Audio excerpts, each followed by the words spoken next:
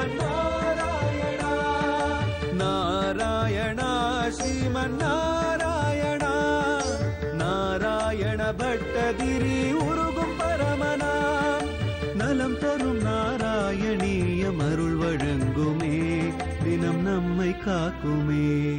யதஸ் சர்வமோ ஜாதமோ வியதநில முக்கியமோ ஜகதி தமோ ஸ்திதோ நிசேஷம் யோவதி நிஜசீகம் சேன மதுகரி லயே சர்வம் ஸ்வஸ்மின் அரதி கலயாயஸ்து சவிபுகோ சரண்யோ லோகேசோ மம பவது கிருஷ்ணோக்ஷி விஷயக. உயர்ந்த நாராயணியத்தில் நாராயண பட்டத்திரி கஜேந்திர மோட்சத்தினுடைய பெருமைகளை எல்லாம் விவரிக்கக்கூடிய 26வது தசகத்தை பக்தி பூர்வமாக பூர்த்தி பண்ணி அந்த கஜேந்திராழ்வான் தண்டோட கொடுத்த தாமர புஷ்பத்தை பட்டத்திரி குருவாயூர்ல நான் இன்னைக்கும் கையில ஏந்திருக்கேன்னு குருவாயூரப்பன் அதை பட்டத்திரிக்கு காட்டியதாகவும் இந்த ஒரு வைபவம் இதே ஊர்ல இங்க அழகாக கேசவனாக இருந்த ஒரு யானையும் பரிமளித்து பண்ண வைபவங்களை எல்லாம் 26வது தசகத்துல பட்டத்திரி கஜேந்திர மோட்சத்தை பூர்த்தி பண்ணவர். நாராயணத்தினுடைய அடுத்த பரிணாமம் அடுத்த சரித்திரமாக அதாவது அமிர்த மதனம் பார்க்கடலை தேவதைகளும் அசுரர்களுமாக சேர்ந்துண்டு மகாவிஷ்ணுவனுடைய தலைமையில அமிர்தத்தை அடைவதற்காக கடையக்கூடிய அமிர்த மதனம்ன்ற ஒரு வைபவத்தை 27வது தசகத்தினுடைய முதல் ஸ்லோகத்துல நாராயண பட்டத்திரி துவங்க இருக்கார். துவங்கட்டும்.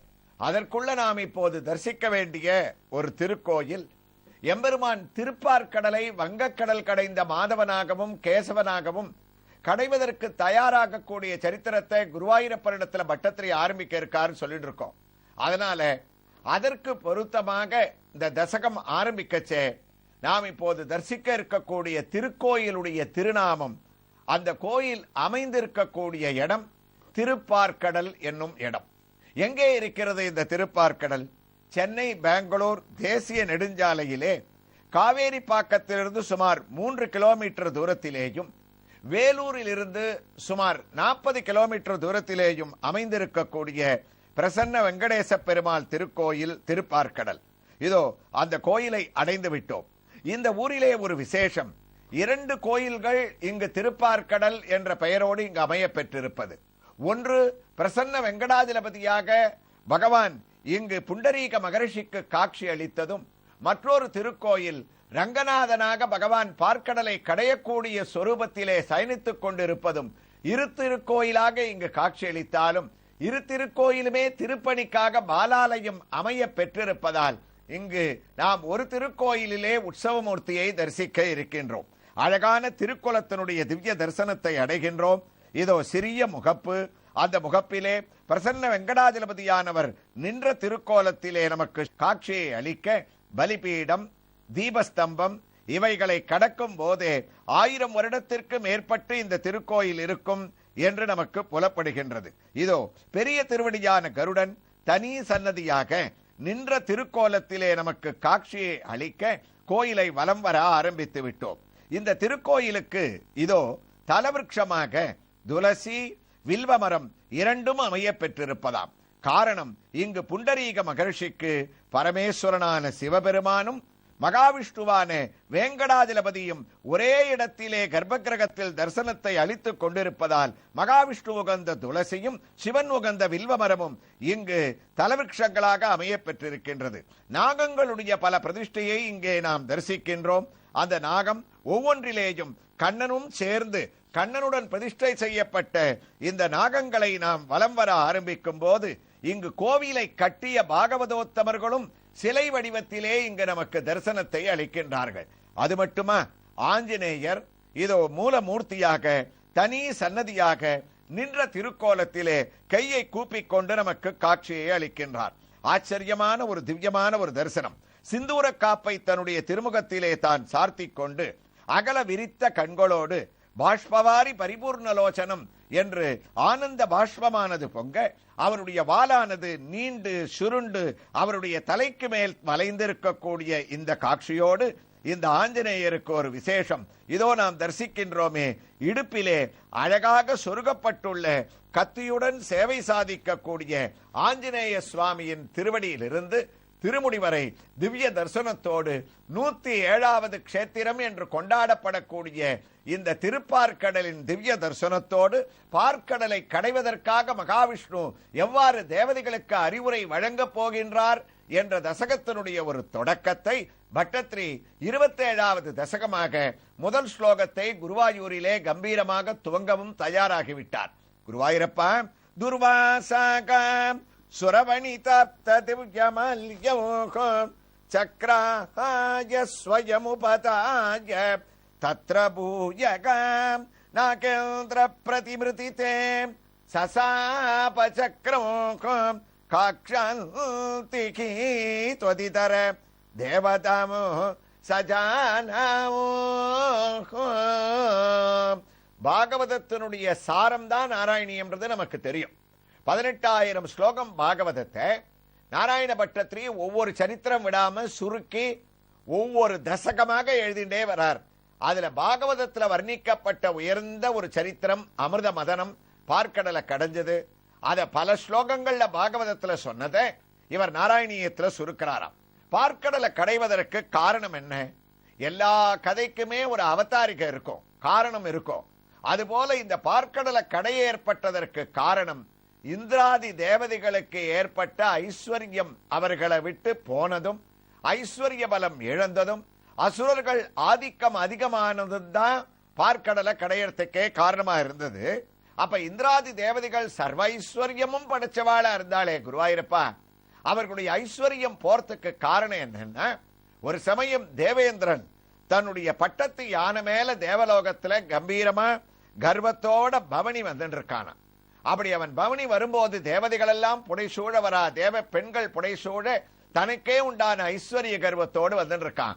அப்ப துர்வாசன்ற மகரிஷி இந்த தேவலோகத்துல அவனை போய் தேவேந்திரனை பார்க்கணும்னு தோணித்து. எதனால பார்க்கணும்னு தோணித்துன்னா, அவருக்கு ஒரு மகாலட்சுமியினுடைய திவ்யமான மாலை கிடைச்சது.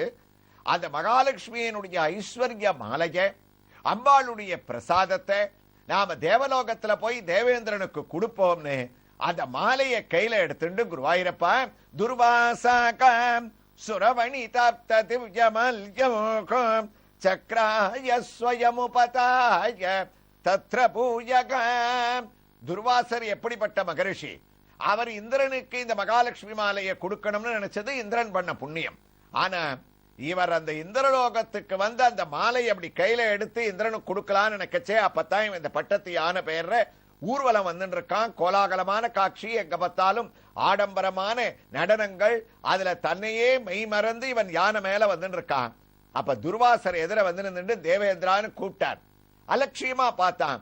இது மகாலட்சுமியினுடைய பிரசாதம், அம்பாளுடைய மாலை, வாங்கி போட்டுக்கோ, உனக்கு சர்வ ஐஸ்வர்யமும் உண்டாகும்னு அப்படி சொல்லி கொடுத்தாராம். அந்த மாலையை குருவாயூரப்பா எவ்வளவு வினயத்தோட வாங்கணும். கொடுக்கிறவர் யாரு? கொடுக்கக்கூடிய வஸ்து எப்படிப்பட்டது? இவனுக்கு கர்வத்தினால புத்தி பேதலிச்சு போச்சு. அதனால இடது கையால அந்த மாலையை அலட்சியமா வாங்கினான். வாங்கினவன் தானாவது கண்ணில் ஒத்திக்கலாமோனும். ஒரு சின்ன குழந்தைகளுக்கு கூட சில சமயம் கோயில்லேருந்து ஒரு கல்கண்டு பிரசாதத்தை கொடுத்தா அந்த குடும்பத்துல வளர்த்திருக்கக்கூடிய முறை, குழந்தையா இருந்தா கூட அதை கண்ணில் ஒத்திண்டு சுவாமி பிரசாதம்னு வாயில போட்டுக்கும். ஆனா தேவேந்திரனா இருந்து கூட இவனுக்கு புரியல. இடது கையால குருவாயூரப்பா அந்த மாலையை அலட்சியமா வாங்கி தான் போட்டுக்காம எந்த ஐராவதம்ன்ற பட்டத்து யானை மேர்ல இவன் ஊர்வலமா வந்து இருக்கானோ அந்த யானை மேர்ல போட்டானா. மேல உட்கார்ந்திருக்கிற இந்திரனுக்கே குருவாயூரப்பா இவ்வளவு கர்வம் இருக்குச்சே, அவனுடைய யானைக்கு கர்வம் இல்லாம போகுமா? அது என்ன பண்ணித்து, துதிக்கையால அலட்சியமா அந்த மாலையை தூக்கித்து கீழே தரையில போட்டு தன்னுடைய காலால மிதிச்சுதான். இதை எல்லாத்தையும் பார்த்திருந்தார். 5 நிமிஷத்துக்குள்ள இவ்வளவு முடிஞ்சு போயிடுத்து. யாருக்கு தான் கோபம் வராது? கோபம் வராத வாழ்க்கே கோபம் வரும். மகரிஷிகளுக்குள்ள கோபத்துக்கே பிரசித்தியானவர் துர்வாச மகரிஷி. சின்ன விஷயத்துக்கு கூட அவருக்கு நாம கூட யாராவது ஒருத்தர் கோச்சிண்டா பெரிய துர்வாசனா இருப்ப போல இருக்கேன்னு சொல்றது வழக்கம். அவர்கிட்ட போய் இவன் வந்து இந்த லீலையை காட்டலாமா? கோபம் வந்துதான். நான் கேந்திர பிரதிபிரமிருத்தே சசாப சக்கரமும் காக்ஷாந்தித்வதிதர தேவதமோ சஜானோ. அடுத்த நிமிஷமே சபிச்சார். தேவேந்திரா, மகாலட்சுமியினுடைய பிரசாதத்தை நீ அலட்சியப்படுத்திட்ட, என் எதிரியே யானையும் போட்டு அதை காலில் போட்டு உனக்கு மெதிச்சாச்சு. அதனால இனிமே நீ சர்வ ஐஸ்வர்யத்தையும் இழக்க வேண்டியது, உன்னிடத்துல ஐஸ்வர்யம் போகி அலட்சிகனாக நீ ஆக வேண்டியது. அதாவது மகாலட்சுமியினுடைய கிருபா ஒத்தருக்கும் இருக்கிற வரைக்கும் யாரும் அவளை ஜெயிக்கவே முடியாது. ஐஸ்வர்யம் ஒண்ணு வந்ததுன்னா அதுவும் 8 ரூபத்துல வீரியலட்சுமியாகவும் விஜயலட்சுமியாகவும் தைரியலட்சுமியாகவும் இருக்கக்கூடிய எல்லா லட்சுமியினுடைய கடாட்சமும் உனக்கு போயிடணும்னு ஐஸ்வர்யத்தை மாத்திரம் இழக்கும்படியாக பண்ணல, அஷ்டலட்சுமியினுடைய பெருமையும் போயிடணும்னு சொன்னாராம். ஸ்ரீ சூக்தத்துல அழகான ஒரு வாக்கியம் எல்லாருக்கும் தெரிந்திருக்கும். சுத்பிபாசாமலாம் ஜேஷ்டாம் அலக்ஷ்மிம் நாசயாம்யகம். யார் மகாலட்சுமியை பூஜிக்கலையோ, எந்த வீட்டுல தெய்வ சிந்தனை இல்லையோ, சத்சங்கமான மனது அவர்களுக்கு இல்லையோ, யார் தெய்வ பிரசாதத்தை எந்த வீட்டுல அலட்சியப்படுத்துறாளோ அங்க உடனே ஒத்தி ஓடி வந்துருவான்னா. யார் ஓடி வந்துருவான்னு வேதம் சொல்லித்துனா ஜேஷ்டாம், மகாலட்சுமியினுடைய ஜேஷ்டையான அக்கா ஓடி வந்துருவானா. அக்கா யாருன்னு நமக்கு தெரியும். தங்க ஸ்ரீதேவினா அக்காவுக்கு மூதேவின்னு பேரு. அந்த அம்மா உள்ள நுழைஞ்சுட்டாள்னா என்ன ஆகும்?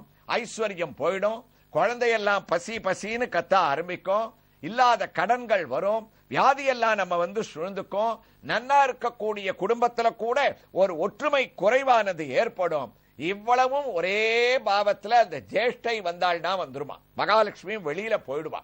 அப்போ இவன் அலட்சியம் பண்ணது மாத்திரம் இல்ல, இவர் கொடுத்த அந்த ஒரு சாபம் இருக்க, அடுத்த க்ஷணமே இவனுக்கு எல்லா ஐஸ்வர்யமும் செவ்வை சூடுவார். தமிழ் பாகவதத்துல சொன்னார், முந்தையில் செய் பெருந்தவத்தை முரளியாளுக்கு இசை பயில் வாழ் தந்த தெய்வத்தில் தெரியல் தனை நீ இகழ்ந்த காரணத்தால் இந்த வரம்பில் பெருஞ்செல்வம் யாவும் இழத்தி இழத்தி என உரைத்தான் கந்த மலர்கள் பகலமுல கடலில் துறந்து கரந்த நானால். நாராயணியத்துல பட்டத்திரி ஒரு கேள்வி எழுப்புறார். குருவாயூரப்பா, பெரிய மகரிஷியான துர்வாசருக்கு கோபம் வரலாமா? அதோ மாலையை கொடுத்தார், அவர் அலட்சியம் பண்ணிட்டான்றதுனால வெளியில போக வேண்டியதானே கோபிச்சுண்டு, நீ எல்லா ஐஸ்வர்யத்தையும் நீ இழப்ப அப்படின்னு ஒரு சாபம் கொடுத்ததுக்கு காரணம் யார் தெரியுமா? குருவாயூரப்பனான நீதான் அதுக்கு மூல காரணம்னு சொல்லிட்டாராம். குருவாயூரப்பன் எதுக்கு எடுத்தாலும் ஒவ்வொரு சரித்திரத்தை ஆரம்பிக்கச்சே என்ன குறை சொல்றதையே வழக்கமா வச்சுருக்கே. அவர் கொண்டு போய் மகாலட்சுமி மாலையை கொடுத்தார், யானை காலு கீழே போட்டு மெதிச்சது. போன தசகம் முடியச்சே ஒரு யானை எங்கையில தாமரப்பூவை எடுத்து கொடுத்தது. இந்த தசகம் ஆரம்பிக்கச்சே ஒரு யானை மகாலட்சுமி கொடுத்த மாலையை தூக்கி காலில் போட்டு மெதிக்கிறது. 2 யானைகளுக்குள்ளேயே ஒரு வித்தியாசம். அந்த யானையை நான் காப்பாத்திட்டேன், இந்த யானையை நான் ஒன்னும் சபிக்கல. இதுக்கு மூல காரணம் துர்வாசர் கோபத்துக்கு நான் என்ன பண்ணுவேன்னு குருவாயூரப்பன் சிரிக்கிறார். பட்டத்திரி அதுக்கு பதில் சொல்லிண்டே இந்த ஸ்லோகத்தை தொடர்கிறார். எவ்வாறு தொடர்கிறார் என்ற ஒரு வைபவங்களை எல்லாம் திருப்பார்கடலில் எழுந்தருளி இருக்கக்கூடிய பிரசன்ன வேங்கடாஜலபதி உற்சவமூர்த்தியினுடைய திருமஞ்சனம், அவருடைய அலங்கார வைபவங்களோடு அடுத்த பகுதியிலே தொடர்ந்து தரிசிக்கலாம். ஸ்ரீ கிருஷ்ணாய துப்யம் நமக. நாராயணா ஸ்ரீ